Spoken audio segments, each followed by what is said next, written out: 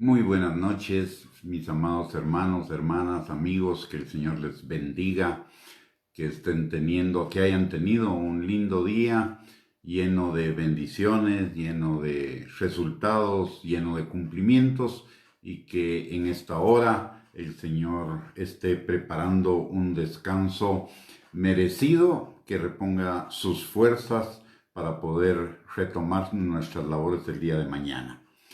Hoy quiero compartir con ustedes una enseñanza que es parte de una serie que hemos venido eh, enseñando a través de cápsulas y a través de una que otra enseñanza más larga relacionada con amarnos a nosotros mismos, un mandamiento que lo encontramos en la palabra de Dios con la misma fuerza con la que encontramos el mandamiento de amar al prójimo y de amar a Dios.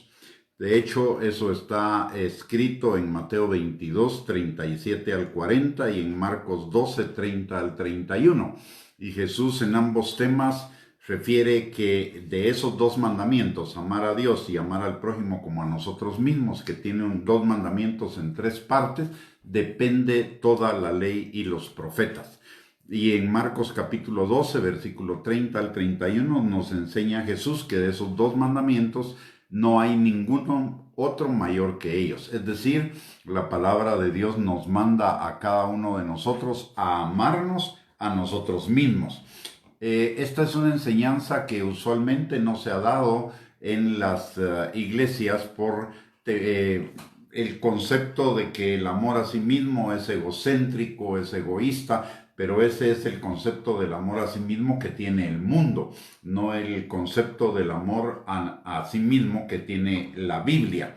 De hecho, aquí, como en todos los temas relacionados con la vida cristiana, aplica el hecho de que necesitamos renovar nuestro entendimiento, cambiar nuestra forma de pensar para ya no pensar como piensa el mundo, sino pensando como piensa Dios. Es lo que dice Romanos capítulo 12, versículo 2 y Efesios capítulo 4, versículos del 22 al 24, que renovemos el espíritu de nuestra mente, es decir, el espíritu que guía nuestros pensamientos.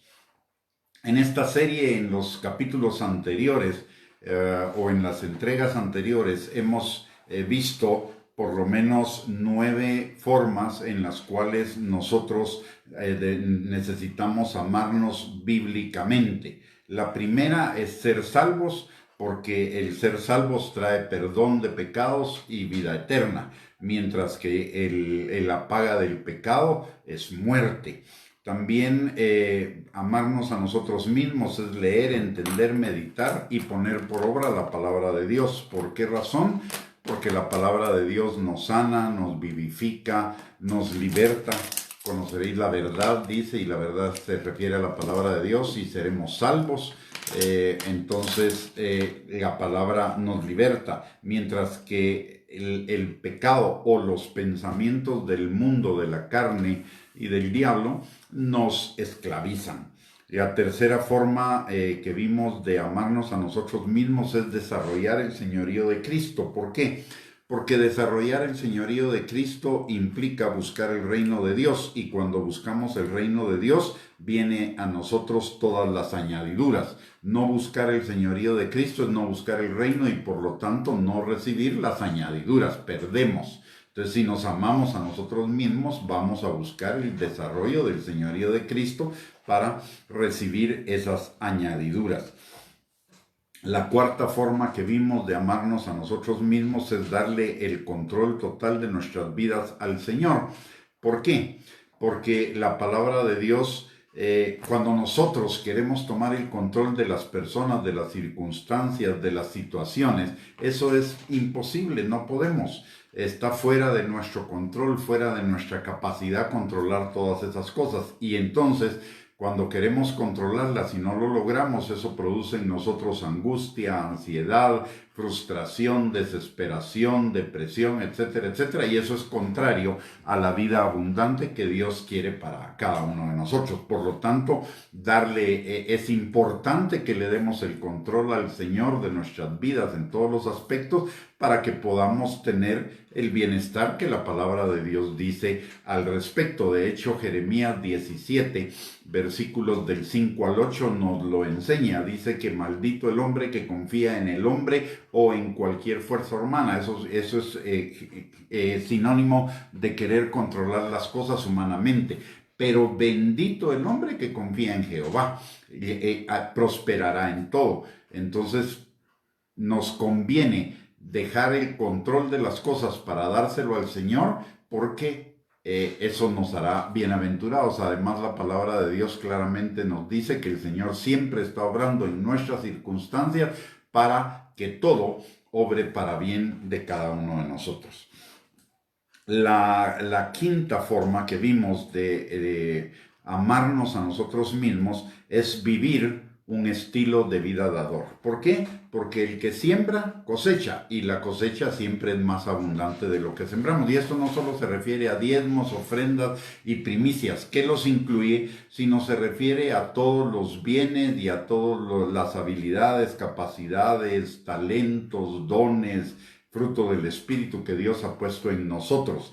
La palabra de Dios nos dice en Mateo capítulo 10, versículo 8, que todo lo que de gracia hemos recibido, lo demos de gracia. Y al darlo vamos a recibir mucho más, como dice en 2 de Corintios capítulo 8 y capítulo 8 y 9, que el Dios que da pan al que siembra, semilla al que siembra y pan al que come, aumentará nuestra sementera, de tal manera que seamos enriquecidos en todas las cosas para toda liberalidad.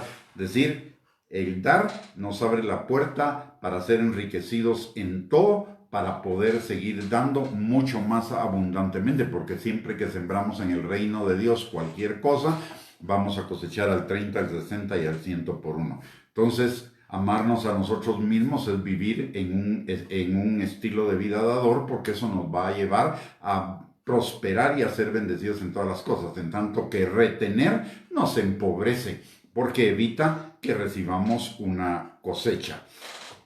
La sexta cosa que aprendimos de amarnos a nosotros mismos es guardar nuestro corazón, porque del corazón mana la vida. Y la forma de guardar nuestro corazón es guardar lo que oímos, lo que hablamos, lo que vemos y lo que pensamos, que son las ventanas al corazón.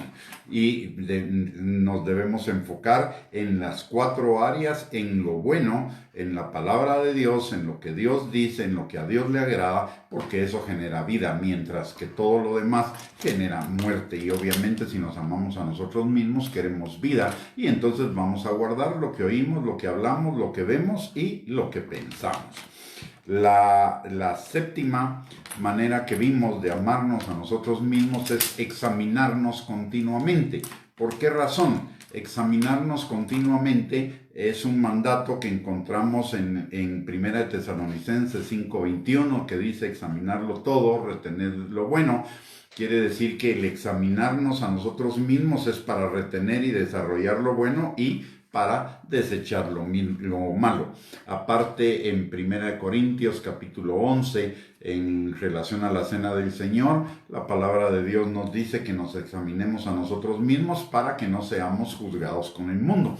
Al examinarnos a nosotros mismos, nos alineamos con Dios, pedimos perdón por nuestras faltas, pecados, errores, etc. Y entonces recibimos perdón, de tal manera que no seremos juzgados con el mundo. Amarnos a nosotros mismos también es perdonarnos. ¿Por qué razón? Porque la falta de perdón nos trae a cada uno de nosotros, primero que nada, culpa, acusación, juicio, condenación, y todas esas cosas lo que generan en nosotros es malestar, ya sea por frustración, desánimo, condenación, estrés, cualquier cosa de esas, pero no podemos vivir tranquilos si no nos perdonamos a nosotros mismos. Y cuando no nos perdonamos a nosotros mismos, nos hacemos superiores a Dios. ¿Por qué? Porque Dios ya perdonó nuestros pecados, y no solo los perdonó, sino que los limpió, y su palabra dice que Él nunca más se acordará de ellos. Entonces yo ya no tengo por qué estarme acordando de todo eso. La palabra de Dios claramente dice en 2 de Corintios capítulo 5, versículo 17, que las cosas viejas pasaron pasaron y todas son hechas nuevas.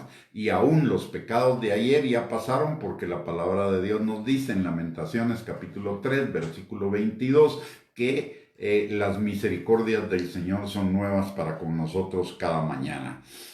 Luego, la novena forma que vimos de amarnos a nosotros mismos es rechazar la tentación y el pecado. ¿Por qué? Porque al hombre que rechaza la tentación, Dios le da una corona de vida. Y hablamos que esas coronas de vida posiblemente son las monedas la moneda de circulación en el reino. Y cada vez que resistimos la tentación, el Señor agrega una moneda a nuestro tesoro en el reino de los cielos. En tanto que no resistir la tentación nos lleva al pecado, y la paga del pecado es muerte, de acuerdo a lo que nos dice la palabra en Santiago capítulo 1, versículos del 12 al 15.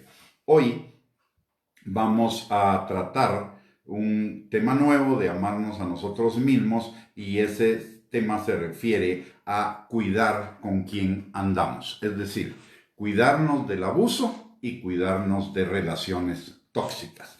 La palabra de Dios nos lo ordena en varios pasajes de la Escritura, de cuidar con quién andemos. Una cosa, y aquí es necesario aclarar algo, una cosa es amar al prójimo y otra cosa diferente es andar con el prójimo. El que yo ame a alguien no implica que ande con él. Lo voy a amar y voy a hacerle bien en cuanto pueda, pero eso no significa que camine con esa persona todo el tiempo, que tenga que estar ahí todo el tiempo. La palabra de Dios dice en el Salmo 101, versículos del 3 y 4, al 4, dice: no pondré delante de mis ojos cosa injusta. Aborrezco la obra de los que se desvían. Ninguno de ellos se acercará a mí. Corazón perverso se apartará de mí. No conoceré al malvado. Oiga esto, dice: corazón perverso se apartará de mí. Eso quiere decir, no voy a odiarlo, no lo voy a dejar de amar, pero no lo voy a tener cerca. Proverbios capítulo 13, versículo 20, dice la palabra: el que anda con sabios, sabio será, mas el que se junta con necios será quebrantado. Es decir, no debo juntarme con necios, porque el juntarme con necios me va a producir quebranto tarde o temprano. Proverbios capítulo 15, versículo 12, dice: el escarnecedor no ama al que le reprende, ni se junta con los sabios. Entonces, si usted quiere ser una persona sabia, y una persona sabia es una persona bendecida, entonces usted necesita apartarse de las personas que andan en escarnecimiento. Esto es burla y algunas otras, menosprecio y algunas otras cosas que vamos a ver un poquito más adelante. Luego en Hebreos capítulo 12, versículo 14 dice la palabra: seguid la paz con todos y la santidad, sin la cual nadie verá al Señor. No quiere decir que ande con ellos. Quiere decir que me mantenga en paz con ellos, y a veces mantenerme en paz con otras personas que resultan ser necias o inconvenientes o tóxicas implica alejarme de ellas. Eso es mantener la paz también. Y dice: mirad bien, no sea que alguno deje de alcanzar la gracia de Dios, que brotando alguna raíz de amargura os estorbe, y por ella muchos sean contaminados. Generalmente, cuando andamos con personas necias, tóxicas, abusadoras, lo que va a pasar en nuestro corazón es que van a brotar raíces de amargura, y esa amargura nos va a impedir alcanzar la gracia de Dios, es decir, las bendiciones de Dios. La amargura es algo que viene como resultado del abuso, de la frustración, de la decepción, del desánimo, de la decepción, esa amargura en griego es la misma palabra que se usa para identificar el veneno del áspide. El áspide es una serpiente especial que vive generalmente en los lugares del cercano oriente y de Europa, cuyo veneno tiene una característica especial.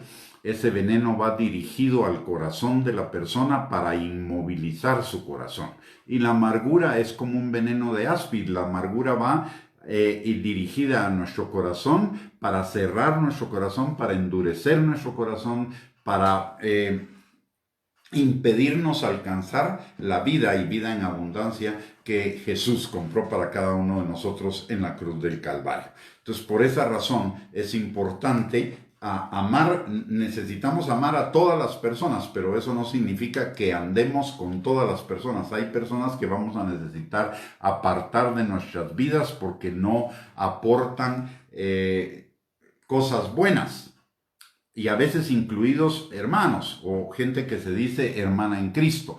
Por ejemplo, una gente criticona, juzgona, chismosa, que todo el tiempo está comentando negativamente, que en vez de levantar mi fe me la destruye, pues la voy a amar, pero la voy a hacer a un ladito de mi vida para evitar que contamine mi corazón. Es parte de guardar mi corazón. Si estoy con una persona tóxica, entonces mi corazón se va a contaminar. Lo primero que necesitamos distinguir para saber cuándo debemos apartarnos de una persona o no debemos apartarnos de una persona, debemos hacer, y ojo que insisto, el apartarnos de esa persona no significa dejarla de amar, simplemente significa que nuestra forma de amar a esa persona va a cambiar, porque no puedo tener resentimiento, ni odio, ni nada contra otra persona, sino si me amo a mí mismo no voy a permitirme tener odio a otra persona, porque eso va a generar amargura de mi corazón, pero tampoco me voy a estar exponiendo a que esa persona dañe mi corazón, porque entonces de todos modos voy a tener amargura. Si bien es cierto, la palabra de Dios dice que si me dan en una mejilla, ponga la otra, eso no significa que ande buscando que me estén dando en la mejilla cada rato, pues esas son situaciones que se van a presentar eventualmente y accidentalmente por alguna situación, pero si hay alguien que todo el tiempo me está dando, entonces realmente debo evaluar si vale la pena mantenerme en esa relación o mejor me salgo de esa relación. Y esto no es algo que yo estoy inventando, en la palabra de Dios está claramente especificado. Tengo por lo menos dos casos muy claros de eso. Uno es David, varón conforme al corazón de Dios. Sin embargo, los hermanos naturales de David lo menospreciaron. Cuando él quería pelear contra Goliat, se burlaron de él, lo trataron muy mal, y dice la palabra que David se apartó de ellos. Y dato curioso, durante el resto de la vida de David, nunca más se supo de sus hermanos. Nunca más. No participaron con él en el gobierno cuando él fue rey, no estuvieron cerca de él, totalmente apartados. ¿Por qué? Porque era gente que se burlaba de David, era gente que en lugar de aportarle, le restaba. El otro caso es Jesús mismo. Los hermanos de Jesús no creían en Jesús mientras Jesús estuvo vivo y se burlaban de él. Y hubo un momento en que había que subir a Jerusalén y ellos le dijeron que él subiera con ellos para demostrar todas las señales que él hacía. Pero lo están haciendo en un tono burlón. Y entonces Jesús dijo, no iré. Y Jesús fue solo, fue en secreto a Jerusalén. Eso nos habla de que es mejor apartar a ciertas personas de nuestra vida que no nos aportan ni fe, ni bienestar, ni nada por el estilo. Cuando eso es de una manera continua, por supuesto, una sola vez, pues alguien puede fallar, equivocarse, pecar, estar en situación difícil y reaccionar negativamente. Eso no nos daría derecho de apartarnos de una persona. Pero cuando una persona reiteradamente, ya como parte de su carácter, de su manera de ser, está generando en nosotros malestar, entonces deberíamos considerar esa posibilidad. Para poder discernir primero que nada de qué personas nos deberíamos apartar y de cuáles no, la palabra de Dios nos enseña dos tipos de personas y eso está ampliamente documentado en el libro de Proverbios. Una persona es el necio y otra persona es el sabio. Ahora, el necio no significa lo mismo que nosotros muchas veces usamos esa palabra. De acuerdo a la definición del diccionario y a la definición bíblica, el necio es una persona que es permanentemente o constantemente imprudente o falto de razón. Es una persona que es terca en lo que hace o dice, es decir, permanece haciendo lo mismo o diciendo lo mismo sin tener ninguna razón, a pesar de saber que está equivocado. Es una persona que disputa y pelea obstinadamente y con tenacidad sin tener razón. Es una persona que no escucha argumentos y no acepta argumentos y permanece en su necedad. Es como dice el proverbio, es el perro que vuelve a su vómito una y otra vez. Necio o necedad es importunar con insistencia y repetición por el logro de algo sin tener razón ni convenir o en contra de otras personas. El necio es aquel que continúa insistentemente una acción para el logro de un intento en que se haya resistencia y para lo cual él no tiene ninguna razón ni conviene. Lo opuesto de la necedad es la sabiduría. La necedad frecuentemente contrasta con la sabiduría en el libro de Proverbios principalmente, y el necio exhibe muchas características que van desde la estupidez más simple a un mal genio, y un mal genio hasta la maldad, el ateísmo, el rechazo de Dios. En el Nuevo Testamento también significa irreflexión o falta de inteligencia. El Señor llamó necios a los escribas y a los fariseos no por estúpidos intelectuales, sino por su ceguera espiritual. Es decir, el necio es una persona que no quiere ver la realidad, que no quiere entender razones, es una persona que quiere persistir en sus malos caminos. Y esto incluso puede suceder a nivel familiar. La palabra de Dios dice que la mujer necia destruye su casa, mas la sabia la edifica. Igualmente, el hombre necio destruye su casa en lugar de edificarla. En tanto, el sabio es aquella persona que tiene profundos conocimientos en una materia, ciencia o arte, que instruye, que es cuerdo, que es prudente, que es habilidoso, que usa de palabras prudentes. Bíblicamente, la sabiduría es el arte de tener éxito, de formar el plan correcto para obtener los resultados deseados de acuerdo al propósito de Dios, es decir, el que vive la palabra. El asiento de la sabiduría está en el corazón, que es el centro de las decisiones morales e intelectuales. Y la sabiduría bíblica es tanto religiosa como para todos los demás campos de la vida, y es muy práctica. Partiendo del temor del Señor, se extiende hacia todos los aspectos de la vida, como nos lo muestra Proverbios. El libro de Proverbios es el libro de la sabiduría, y en el libro de Proverbios encontramos consejos para todas las áreas de nuestra vida. Nuestra relación con Dios, familia, matrimonio, negocios, el ejercicio de una función pública, el trabajo, la agricultura, la política, el gobierno. O sea, es un libro total y absolutamente práctico, lleno de la sabiduría de Dios, porque la sabiduría de Dios es práctica, no es solo intelectual. La sabiduría de Dios se manifiesta en nuestra vida. Ahora, una relación, ya habiendo explicado la diferencia entre el necio y el sabio, quiero hacer una observación. Necedad, y en esto quiero recalcar, necedad es una persona, o necia es una persona que continuamente está haciendo lo malo a sabiendas de que lo está haciendo. Y es una persona que ha recibido instrucción, enseñanza, equipamiento, capacitación, retroalimentación, corrección, etcétera, para dejar de hacer lo malo. Y a pesar de todo eso, sigue insistiendo en hacer lo malo. Entonces, esa es una persona totalmente necia. Y con una persona necia, o tener una relación con una persona necia, es vivir en una relación tóxica, porque introduce toxina. Este es un término que está de moda ahora, ¿no? Es una relación tóxica porque introduce toxinas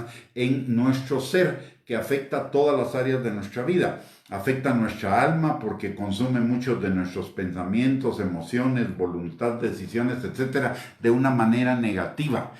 Las cosas que esa persona hace constantemente las estamos pensando y eso nos genera emociones negativas y afectan incluso nuestra voluntad de hacer algunas cosas y nuestra capacidad de tomar decisiones en otras, porque no sea que se moleste, no sea que haga esto, no sea que haga el otro. Si constantemente estamos ante esa disyuntiva de no ser nosotros mismos porque eso puede molestar a la otra persona, definitivamente, y que lo que nosotros queremos hacer es lo bueno, entonces definitivamente esa persona o es lícito o nos conviene, entonces esa persona que se está oponiendo es una persona tóxica, una persona necia.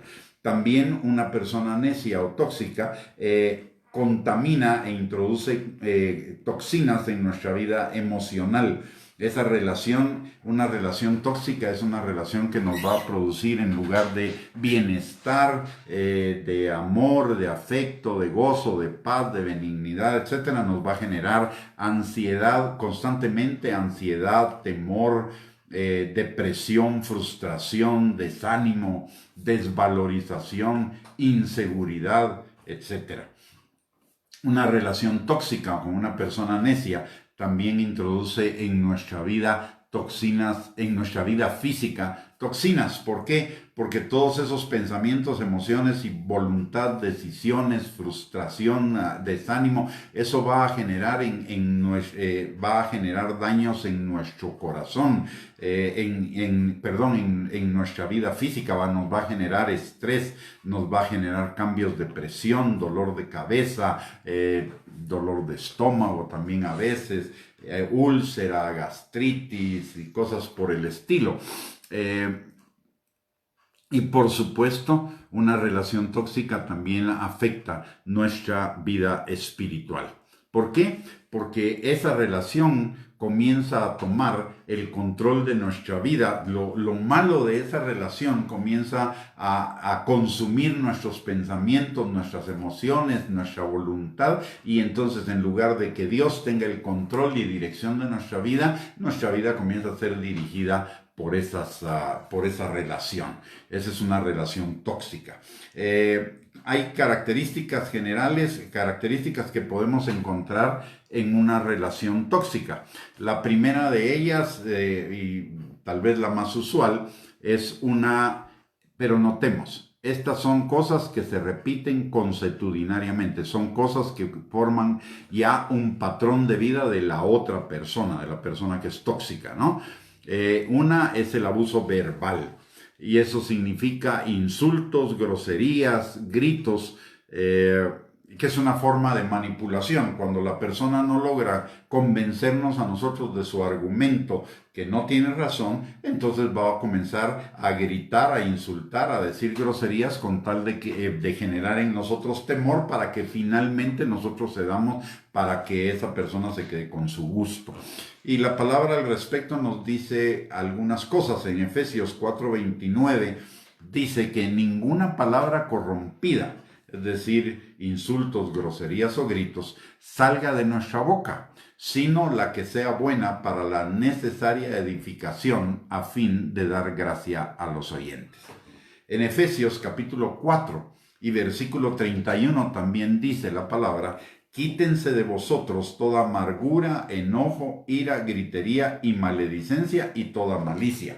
La persona que abusa verbalmente de nosotros es una persona que está llena de amargura, de enojo, de ira, de gritería, de maldecir. Y esas personas intoxican nuestra vida en lugar de bendecirla, en lugar de levantar nuestra vida. Luego, otra forma de abuso que manifiesta una relación tóxica, puede ser que solo una relación tóxica solo manifieste una de esas características, o pueda manifestar varias de esas. Es el abuso psicológico. Y el abuso psicológico se da por la abundancia de crítica, desvalorización, menosprecio, burla, denigrar a la otra persona. Y también la Biblia nos dice algo al respecto de eso. En el Salmo 119, 22 dice: aparta de mí el oprobio y el menosprecio. O sea, debemos estar apartados de oprobio y de menosprecio. En Proverbios 11:12 dice: el que carece de entendimiento menosprecia a su prójimo, mas el hombre prudente calla. Es decir, si nosotros estamos en una relación con una persona que constantemente nos está criticando, desvalorizando, menospreciando, burlando, denigrando, etc., eso significa que esa pareja o esa persona carece de entendimiento, porque nos menosprecia. Y Proverbios 18:3 dice: cuando viene el impío, viene también el menosprecio, y con el deshonrador la ofrenda. Entonces, estar en una relación con una persona que constantemente nos está criticando, desvalorizando, menospreciando, burlándose, denigrando, y no aporta nada bueno a nuestra vida, no reconoce lo bueno que tenemos, etc., esa es una persona que va a traer deshonra. La otra señal de una relación tóxica es cuando constantemente en esa relación hay golpes y hay brusquedad. Hay violencia, en otras palabras. En una relación entre dos personas de ninguna manera puede estar presente los golpes y la brusquedad. La palabra de Dios nos dice que debemos caminar en amor hacia otros, debemos amar a otros, y golpear a otros, usar de violencia con otros, de ninguna manera es una forma de amar. Incluso en lo que se refiere a la disciplina de los hijos en la Biblia, el Señor nos instruye que cuando disciplinemos a nuestros hijos lo hagamos con amor, con amonestación, sin provocar su ira, con entendimiento, y solo después de un proceso de instrucción, de enseñanza, de aprendizaje, de capacitación, de retroalimentación, etcétera, donde hemos agotado todos los medios posibles para que esa persona tenga entendimiento, para que nuestro hijo tenga entendimiento. Solo cuando hemos agotado todas estas circunstancias, entonces es necesario aplicar la vara, porque la Biblia dice que la vara es para la espalda del necio. Es decir, alguien que reiteradamente, después de haber agotado todas las posibilidades de que se corrija, no se corrige. Es una violencia o un castigo moderado, no en cualquier lugar, no cualquier golpe. Dice claramente en la espalda, en la parte baja de la espalda, es decir, en las caderas donde tienen el mejor colchoncito. Y tampoco es dada, la disciplina debe ser dada con ira, con enojo, con cólera, como venganza o como desahogo. Debe ser como parte de un proceso de educación y formación. Entonces, de ninguna manera el abuso físico, los golpes, la brusquedad deben estar en una relación sana. Pueden haber, siendo pragmáticos, en algún momento, en alguna situación de alguna relación, pudiera haber algún contacto físico que no sea precisamente cariñoso. Pero si eso se reitera y se vuelve reiterativo, eso se convierte en un abuso y no debe ser permitido, no importa la relación en la cual estemos. No fuimos llamados por Dios para ser abusados. Fuimos llamados por Dios para vivir en bienestar, y la palabra de Dios dice claramente que en cuanto dependa de nosotros estemos en paz con todos, y a veces para mantener la paz necesitamos poner ciertas distancias, unas veces emocionales, otras veces físicas, pero no estamos de ninguna manera obligados a aguantar abusos reiterativos, y estoy hablando claramente de abusos reiterativos. Si son cosas muy eventuales, pueden ser el resultado de una situación anormal que se esté presentando y que necesite un abordaje de restauración, de sanidad, de lo que sea. Pero si es reiterativo, constante, y la persona no manifiesta un arrepentimiento, entonces sí es necesario iniciar un proceso de distanciamiento. Ahora que está de moda el distanciamiento social, ¿verdad? Y finalmente está en la forma de abuso sexual. Esto se refiere básicamente a una relación de pareja. Y la palabra de Dios dice en Hebreos capítulo 13, versículo 4, honroso sea en todos el matrimonio y el hecho sin mancilla. Pero a los fornicarios y a los adúlteros los juzgará Dios. El abuso sexual se puede dar incluso dentro del matrimonio. El abuso sexual se da cuando estoy usando a la otra persona para la satisfacción de mis propias necesidades sin amarla realmente. El abuso sexual implica forzar a alguien a hacer lo que no quiere hacer o obligar a esa persona a hacerlo mediante manipulación, mediante algunas cosas, algunos medios no sanos. Se puede dar dentro del matrimonio. Dentro de una forma de abuso es, por ejemplo, de abusos sexuales, cuando un novio le dice a una novia, mira, demostrame que me amas y tener relaciones conmigo. Eso es abuso sexual. También abuso sexual se puede dar en un matrimonio cuando el esposo o la esposa no tienen deseos y tienen razones para no tener esos deseos, porque es exceso de cansancio, enfermedad o alguna cosa por el estilo, algún motivo justificable, y la otra persona quiere insistir e insiste y obliga a tener relaciones sexuales. Eso es un abuso sexual. Y si eso es reiterativo, eventualmente, como le digo, algunas de estas cosas pueden suceder. Somos imperfectos, estamos en un proceso de cambio, pero cuando las cosas se dan de manera reiterativa, eso ya es abuso. Y no podemos permitir ningún tipo de abuso, aún en nombre de la palabra de Dios. En algunos casos hay personas que son sistemáticamente abusadas y algunas personas le dicen, no, tú eres cristiana, no te puedes separar. Mire, sí se puede. La Biblia dice que si alguno se separa, quédese separado. Si la relación es con una persona impía o una persona que no está verdaderamente convertida y comprometida con el Señor, es posible una separación, no para dejar a esa persona, sino para dar el tiempo para la restauración de esa relación.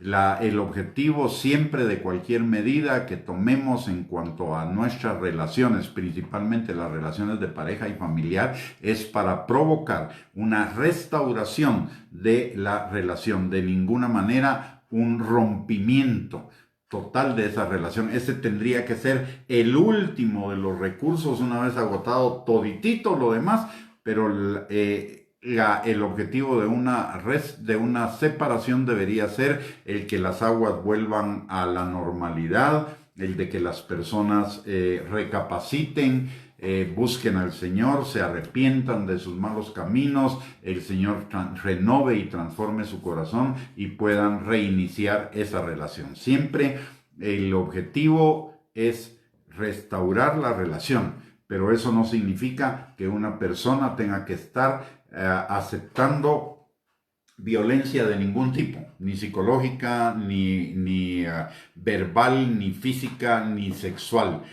Cuando eso ya es reiterativo, hay que tomar algunas otras medidas para proteger la vida, la integridad, tanto emocional, espiritual como física de las personas. Este es un mensaje que no va a agradar a muchos en el cuerpo de Cristo, pero es la realidad. Y como les digo, una separación es posible de acuerdo a lo que nos enseña la palabra de Dios para provocar la restauración de la relación. Por ejemplo, en Proverbios dice que mejor es vivir en un lugar solo, en un rincón del terrado, que como mujer rencillosa. Y la palabra también dice que es mejor comer legumbres que manjares en una casa donde hay una mujer iracunda.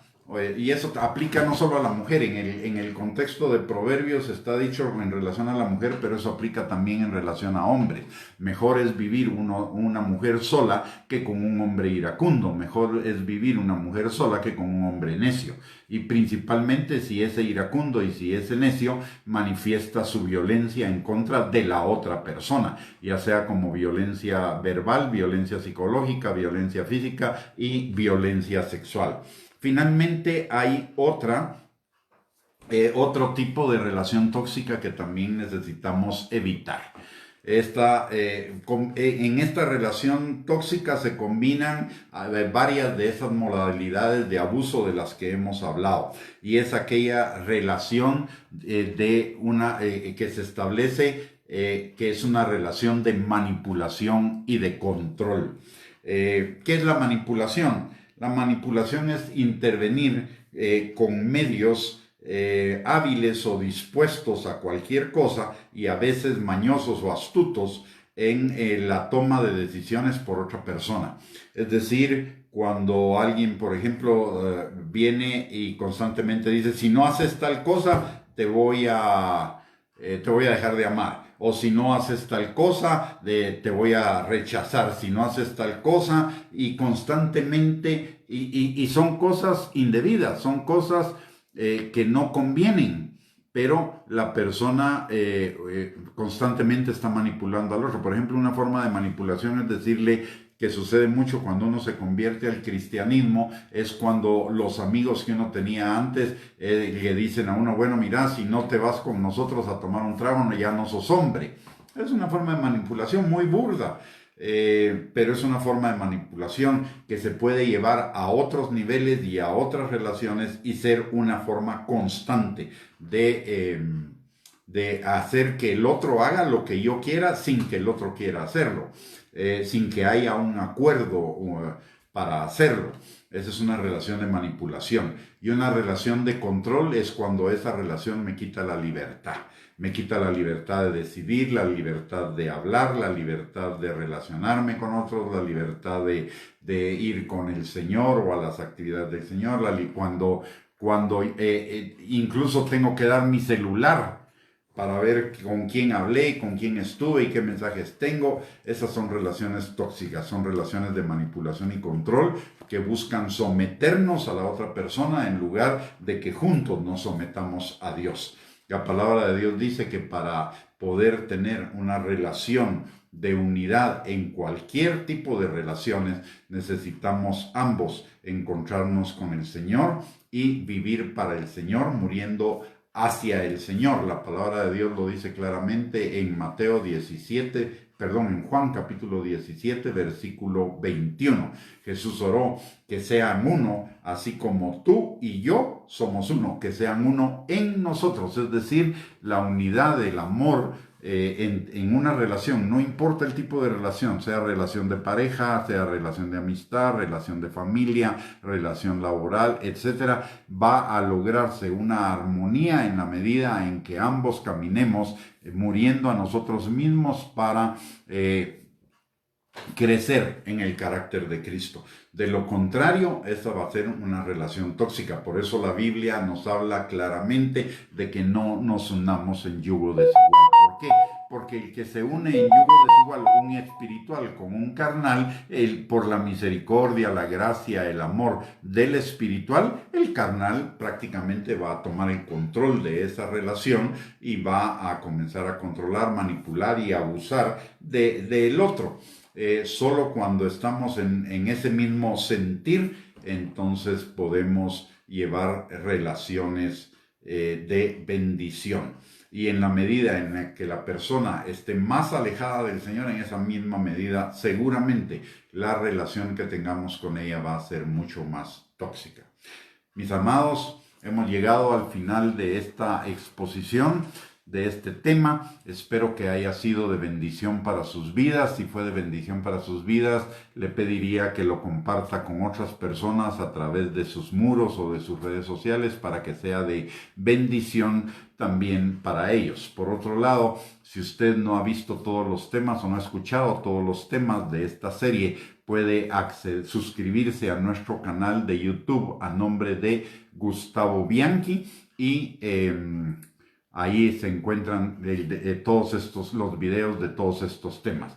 Y una cosa finalmente es muy probable que a raíz de esta situación de restricciones a la movilidad y de cuestiones de seguridad para evitar el COVID-19, en nuestra vida se hayan manifestado algunas situaciones de abuso o de relaciones tóxicas, de lo que hemos estado hablando acá el día de hoy. Si usted estuviera en esa situación y necesita apoyo, ayuda, consejería, por favor no dude en recurrir a nosotros. Puede enviarnos un mensaje por WhatsApp al 5707-9868.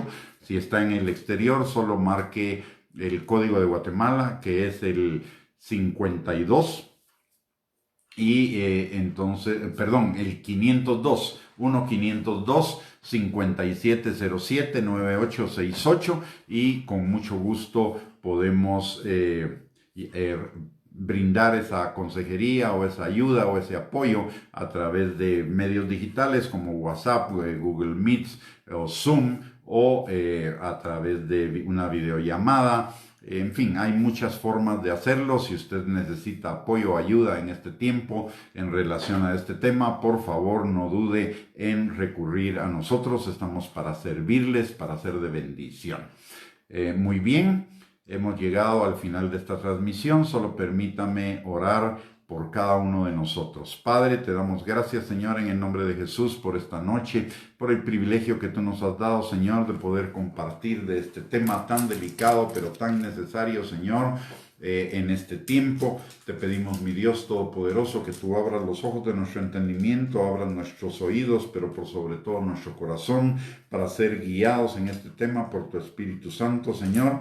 Y también, mi Dios Todopoderoso, te pedimos que esta palabra, Señor, quede sembrada en nuestros corazones y produzca fruto, y fruto en abundancia para la gloria de tu nombre. Que el Espíritu Santo tome esta palabra, Señor, y la establezca en nuestro corazón y nos guíe a ponerla en práctica. Y si somos personas tóxicas, Señor, que estamos intoxicando alguna relación, Señor, te pedimos en el nombre poderoso de Cristo Jesús que tu Espíritu Santo nos guíe y nos transforme, Señor. Cambia nuestro corazón, Padre, y nosotros, Señor, nos comprometemos delante de ti a procurar con todo nuestro corazón a dejar de estar siendo personas tóxicas, Señor, fundándonos en tu palabra y en la dirección del Espíritu Santo.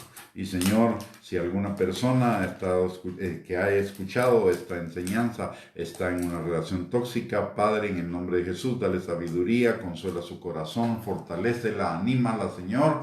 Perfecciónala, Padre, en el nombre poderoso de Cristo Jesús, y guíale a tomar las mejores decisiones posibles.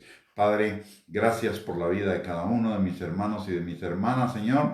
Yo vengo orando, Padre, para que tu mano poderosa esté sobre cada uno de nosotros, sanando al enfermo, restaurando al quebrantado, libertando al cautivo, sacando al que está preso de la cárcel, cambiando, Señor, todo lamento, todo dolor, sufrimiento, decepción, frustración, etcétera, en tu gozo, que es nuestra fortaleza, Señor. Que tú levantes al caído, que tú, Señor, fortalezcas al que está debilitado, y que a todos, Señor, nos proveas nuestras necesidades y nos des una mayor hambre y sed de ti, de tu palabra. Te lo pedimos todo, Señor, en el nombre poderoso de Cristo Jesús, y a cada uno también, Señor, en esta noche, danos un descanso reparador, que nuestras energías sean repuestas para poder enfrentar, Señor, todas nuestras actividades del día de mañana. Todo te lo pedimos, Señor, en el nombre poderoso de Cristo Jesús. Amén y amén. Que el Señor les bendiga, que tengan una linda noche, y que el día de mañana sea también un día de bendición, de cumplimientos y de resultados en la vida de cada uno. Bendiciones, un abrazo para todos.